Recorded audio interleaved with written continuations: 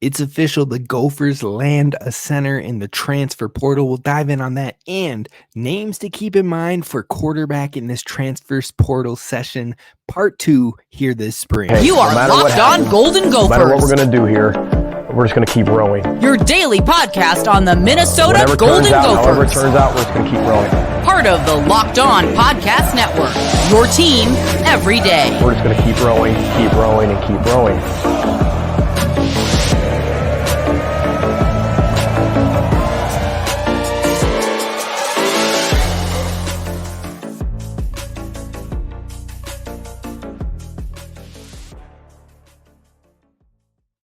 What's up, Gopher fans? You are listening to Locked On Golden Gophers, part of the Locked On Podcast Network, your team every day. My name's Kane Rob, host of the podcast, former collegiate football video coordinator and recruiting assistant, here to talk Golden Gophers with you each and every day of the week, Monday through Friday. And we got a lot to talk about today. We got a new center coming and committing to the Gophers, and he fills a big need with the departure of Pharrell Payne.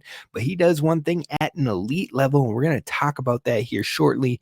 Outside of that, we're also going to look at the transfer portal a bit more on the football side of things. I want to talk about defensive linemen and the quarterback names to keep an eye on in the portal, being more of the positional needs this football team has, especially when it comes to depth. Then finally, we're going to talk about a 2025 commit from Andover, Minnesota. All that on today's show of Locked On Golden Gophers. So be sure to hit subscribe over on YouTube so you don't miss any of this Gophers content on the daily. And also let me know your thoughts. Are you excited for Frank Mitchell? Do you think there are any other names in the basketball portal you want to see the Gophers go after heavy? Who are you looking at on the football side of things? Let me know how you're feeling, Gophers fans. But let's talk about Frank Mitchell, because he officially committed to Minnesota and they land a center from the transfer portal. Now, yes, he might be on the shorter side when it comes to the center position. He's undersized, but his Rodman-esque rebounding is a plus for Minnesota, bar none. He's got a knack for the basketball. He's got that glass cleaner badge on platinum as they do it over on 2K, but apparently he had committed to Minnesota even prior to his Monday visit, according to Ryan James over with Gopher Illustrated. So they wanted to get him on campus to see it all, but he was already locked in and ready to go. Now, who is Frank Mitchell? Well, Frank Mitchell is a center. He is 6'8". He comes from, I'm always going to struggle to pronounce this school's name. I think it's Canisius, but I've said Kansas. I've said Canisius.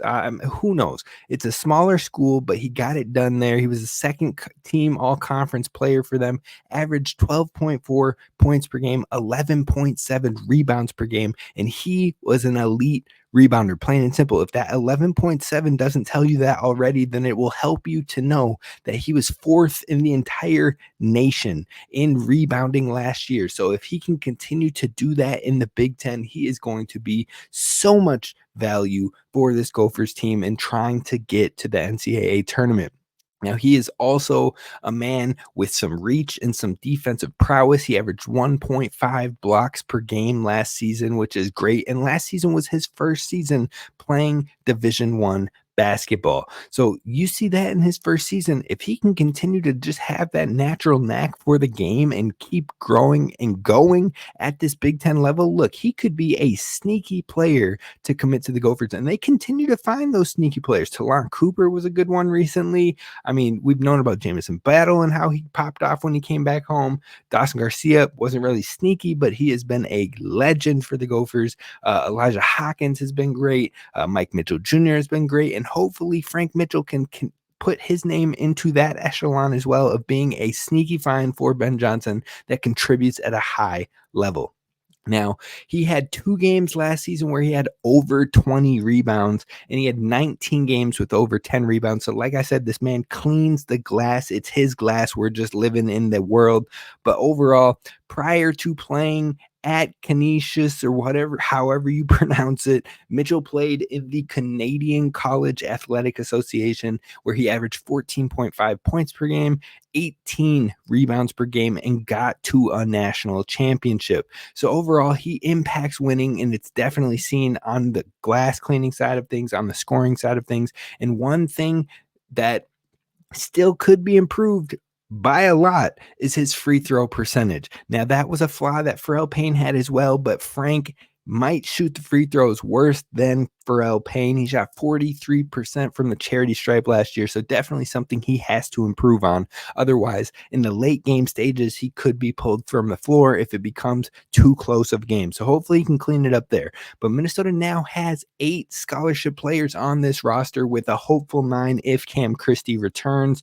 As they look to continue building this roster out for a potential tourney team, there are still some scholarships available. Again, each team gets 13 scholarship players. So right now you got in the starting 5, Frank Mitchell, Dawson Garcia. Hopefully Cam Christie is back at that more wing 3 type player or position. Mike Mitchell Jr. and Elijah Hawkins. Those are your kind of 5 right there if Cam Christie returns. Big if, still hopeful. I think it could happen. But then on the bench, you've got Parker Fox, a huge spark plug for you. You've got Isaac Asuma and Grayson Grove, 2 true freshmen coming in, and Isaac Asuma could be an immediate impact type player as a freshman. And then you've got Caden Betts, who's been working in the background, ready for his time. So that's your 8 right now. And they definitely are going to want to add more from the portal. You're going to want at least one more big, at least one more wing, and at least one more guard, preferably a 2 or someone who can shoot the 3 ball. Now, also, you're in that mixture of needs. You're going to want to add some youth for stability long term. We've talked about that here on the show time and time again. This Gophers team, of all those names I named in those 8, only 3 of those 8 will be back most likely in 2025. So it's definitely something you have to prioritize, is getting 1 or 2 more younger guys on this team to build in the background and contribute where they can.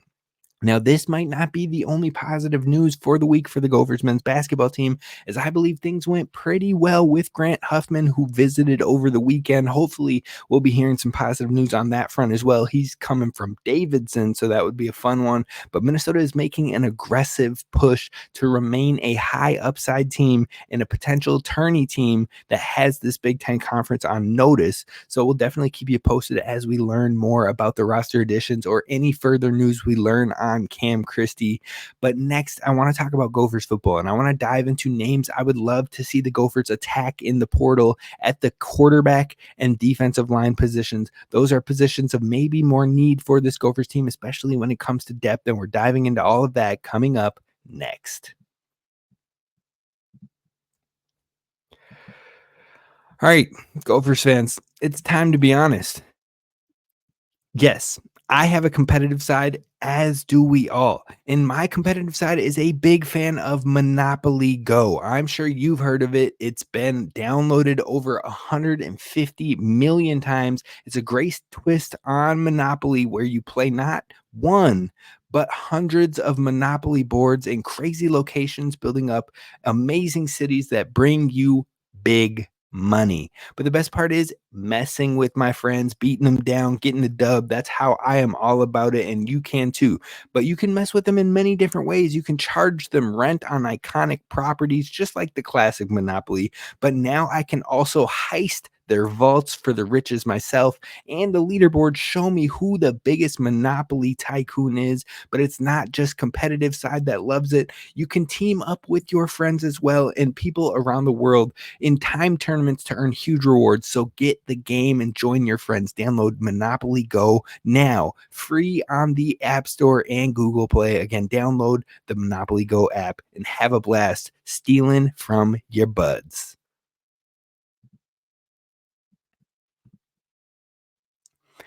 All right, Gophers fans, let's talk about football. Let's talk about the transfer portal. Let's talk about names in this transfer portal right now. As the spring is still finishing up, that I have a little bit of interest in the Gophers hopefully attacking and getting on this roster. Now, things I was looking at in this portal was looking for someone with production. Obviously, first and foremost, you need someone who can step in and show that they can contribute, whether it was at a lower level and looking to carry that over to a power school, or someone that has gotten it done at a power school level. Now, that wasn't always applicable, especially with the portal names being limited, but that was something I tried to look for. Another was looking towards players who have been in a power conference. That would be preferred, but it's not required. I want to stress that. It may be difficult because you want productive players, and most of the productive players probably already left their programs in the after the season was over and hit the transfer portal then. So if you have productive players leaving now, it's going to be a bit tougher to find. Most of those productive players are locked into roles on other teams. But then finally, something to look into is, were they previously recruited by the staff? Now, there's not a ton of names right now in the portal that stand out to me at these positions that the Gophers have been in contact with previously when they were high school players or what have you. But let's dive in. I'm going to give you 3 or 4 names at each position. The first, we're looking at the interior defensive line, my number one need position for the Gophers, in my opinion.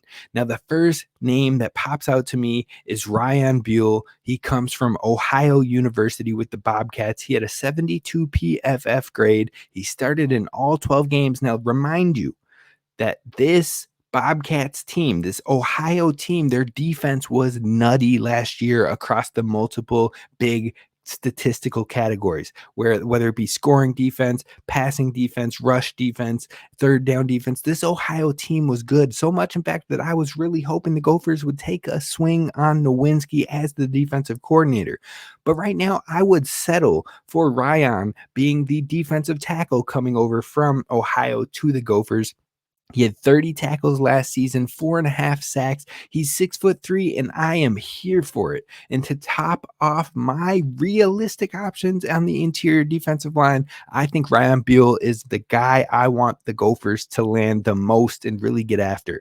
Now, another name to enter the conversation for me was Demonic Williams. He is from TCU, 6'2", 320 pounds, has the size and has the production. He has started all games for TCU last year. So a guy who has played at the Power 5 level and played heavy snaps. So he graded at a 69.4. He had 33 total tackles, 3 sacks. He has 2 years of real play time under his belt with TCU, and he's only a junior, so he'll have 2 years of eligibility left. Now, he is out of California, so that could be a swaying point for the Gophers with the Big Ten Conference adding those California schools, meaning he can go back and play at home with this Gophers team if he decides to be a part of it all. Then on top of that, 2 other names that I had. One is kind of out of contention now. The first one that is maybe still in contention is Joshua Harris, someone to keep in mind. Ole Miss, 6'4", 325 pounds. He's a nose tackle. He has Power 5 experience, but in a limited role with Ole Miss, but he has the size, and he's seen a decent amount of action across 3 years. So maybe this could be the opportunity where he gets a bigger role and he can help pair up next to Devin Eastern. And the final name I wanted to mention, but it looks like he's already setting visits with Indiana, Houston, and Kansas State, was Carlos Allen of Kennesaw State. 6-foot guy, 290 pounds, graded at a 75.8 on PFF, but only played 4 games. I think it was due to injury, but overall, this was like if we need a name in this room who could hope steps up and be efficient, that was a name I was really intrigued by. Now, moving over to the edge rusher position, I've got 3 names to keep in mind. The first is Jackson Howard, who has been extended an offer from the Gophers. Definitely a name that all the Gophers fans want to have on board. The number 1 kid from the 2023 class. He has high school teammate in Emmanuel Carmo, who will be on the Gophers roster in 2025. So that's another kind of draw there. But overall, this would be a great opportunity to really milk in and lean into that Minnesota fan base that supports him through and through, regardless of him leaving for LSU. They want to see him back and they want to see him thrive. And I know his big goals are getting to the NFL, but I think Coach Winston DeLattiboudere is going to help him take his game to the next level, and he can get playtime here. So Jackson Howard's definitely a name to watch. Now, a name that my friend Daniel House mentioned to me, but don't tell him I told you, is Anthony Dunn Jr. He comes from Florida A&M, and this dude, I looked at his PFF numbers, and I was like, dang, how is he still in Florida A&M even through the spring. This dude graded out at as an 87.9 PFF grade. Last year, he had 40 total tackles and 5 sacks, and he's only going into year 3, so he would still have 2 years of eligibility left. Definitely a name that pops off, maybe not by where he went to school, but if you look into the metrics and you look at the film, definitely a name that he's going to find a home, and he is going to get some eyeballs from scouts and what have you if he continues to produce like that. And the final name on the edge rusher position I've got is Nigelic Kelly from Miami, 6'5", 250 pounds. I haven't seen a whole lot of him as far as he hasn't seen a ton of time from the field, but there has been moments. You could try and see if you can pull him kind of like a Niles Pinckney with Clemson. He's only a junior, so he'll have 2 years of eligibility left. 8 total tackles last year as a sophomore. Technically, he would have been a red shirt. Actually, last year would have been a redshirt year, I think, because he only played 3 games. So he might have 3 years of eligibility left. But as a freshman, he had 4 sacks with Miami. So the ability and the upside is definitely there if he is willing to come up here in the north, in the cold, and play for Coach Winston Dealer-Tibadier. Now, the position everybody wants to talk about is quarterback. Now, I want to preface this by saying none of these names are going to be sexy. None of these names are going to be, oh my gosh, yeah, I've seen that guy and he's amazing.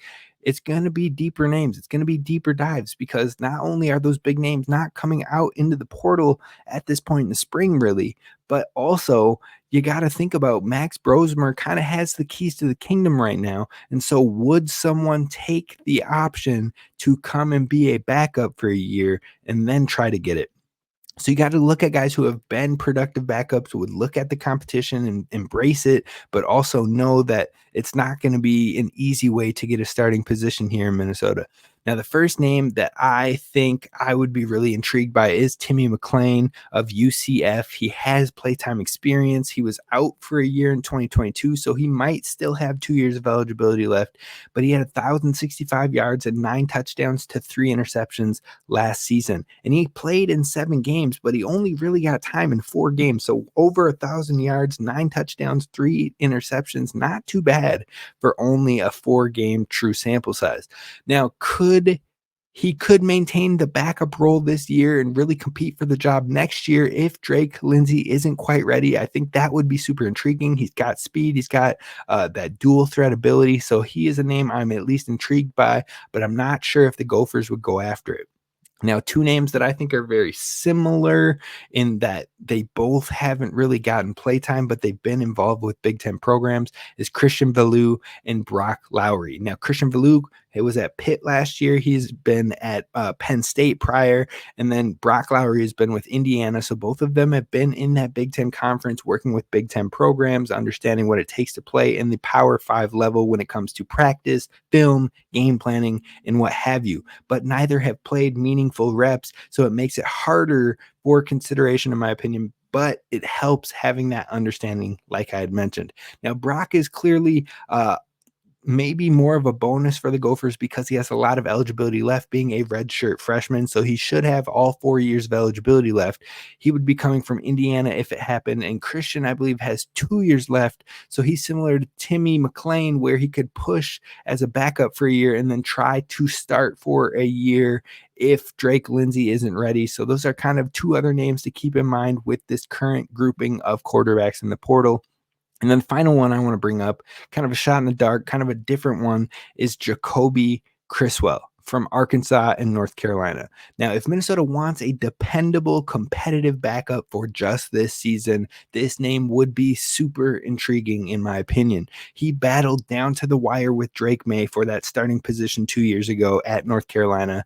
And then he battled KJ Jefferson at Arkansas last year for the starting position, and he just hasn't been able to win those battles with really, really productive college quarterbacks. He is a big arm, he's talented, and he's been with high quality programs, but I'm guessing, seeing as he only has 1 year of eligibility left, that he likely looks at a lower school that he can go out there and start and put some game film on there so he can try to take his game to the next level. So I think that's a really doubtful one, but definitely one that at least sparked some interest for me here when I was looking at the portal names. Now, the final thing we're going to talk about on today's show is a new commit to the class of 2025. We've been getting a lot of those lately, and you love to see it. These kids are ready to roll, and we're going to talk about an Andover wide receiver who is joining the boat coming up next. First, let's talk to you about some of our new friends over at Yahoo, because Yahoo Finance is the spot. It's the place to be, because wouldn't it be great if you could see all of your investments and retirement accounts all in one place? Well, with Yahoo Finance, you can consolidate your views from multiple accounts into one hub and access expert analysis you need to tend to your entire portfolio with confidence, and you can do that with this app. So definitely, with more than 25 years, Yahoo Finance has been the brand behind every great investor, and now's the time for you to get into it all, because they are the number one finance destination, producing a holistic look at the financial news cycle, including breaking news, original editorial perspectives, analyst ratings, independent research, customizable charts, and so much more. And they securely link your brokerage accounts for an unified view of your wealth, including 401k and other investments. So definitely check out the Yahoo Finance app. With a community of over 90 million users each month, their real strength is helping you on your way to financial success. So for comprehensive financial news and analysis, visit the brand behind every great investor at yahoofinance.com, the number one financial destination, yahoofinance.com. Again, check them out today at yahoofinance.com.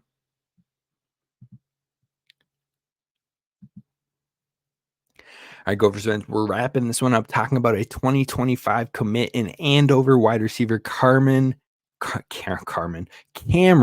Begalle. Now, Cameron Begalle, like I said, comes from Andover, Minnesota.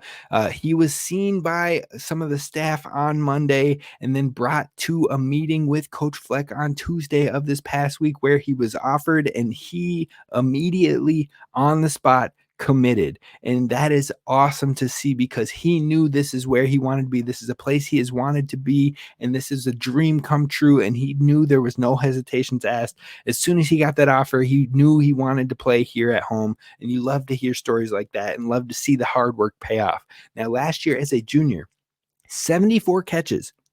Definitely a great number, especially at the high school level, for 1,252 receiving yards, which I believe was most in the entire state.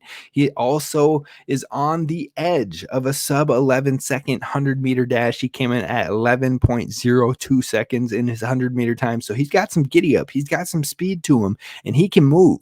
Now, there will definitely be some snaps there will be some snaps open for wide receivers next year, because there are people leaving this room, and there's a lot of inexperience in this room beyond the starters. So it will be a best man win scenario, and maybe Cameron can get out there and stack on a massive senior year and pair that with his junior season, which was huge. And maybe you will see fans start to really perk up at the idea of a true freshman 25 commit putting his name into the mix for some early time. Now, when you look at this wide receiver room, you've got guys like Daniel Jackson, Elijah Spencer, Jalen Varner, all gone after this year. They have 1 year of eligibility left. So that's 3 guys right there that are already gone. Brockington will be in his final year of eligibility in that 2025 year. And then you've got a lot of guys who haven't really seen the field in a live capacity yet. Christian Hoskins, Christian Driver, both of them 2 years of eligibility starting in 2025. Then you've got Kendrick Lanier, Nuke Hayes, and TJ McWilliams, who will all have 3 years of eligibility, and none have seen live action quite yet. I think a couple of them will in this upcoming season. And then you've got Jalen Smith and Dallas Sims. They're true freshmen this year. They're probably both going to be redshirt freshmen when it's all said and done, with all 4 years of eligibility remaining. And both are obviously just starting college. But the only experience and lock beyond our starters this year, the only player who will be back with heavy experience is Lemeki Brockington. So everything else would be up for grabs depending on somebody breaking out in this 2024 season. And at this moment, Cameron is the only wide receiver in the 2025 class that is committed. Now, there could be maybe 2 or 3 others that come along the way as we get further into this recruitment class, but I think overall, you probably have 2 or 3 total receivers in the class of 2025 to pair with all those younger receivers we had mentioned. And from there, it is a best man wins with little to no experience on the field outside of Brockington. So yes, you can always look at the transfer portal and bring in new faces that way, but I think the Gophers are going to have a lot of youth and a lot of things to consider beyond 2024 at the wide receiver position. So overall, congrats to Cameron Begalle. Hopefully you have a great senior year at Andover, and hopefully you ball out. Go win every award you possibly can. Go win state, and then come over to the Gophers ready to row. I'm excited for you. Excited to have you in Dinky Town, but that's going to do it for us here at Locked On Golden Gophers. I appreciate y'all for listening. Definitely be sure to hit like on this video so others can find it. Let me know your thoughts below on what transfer portal targets you hope the Gophers target in either basketball or football. And I will see you tomorrow. Row the boat, Sky Umago Gophers, as always. And don't forget to hit subscribe.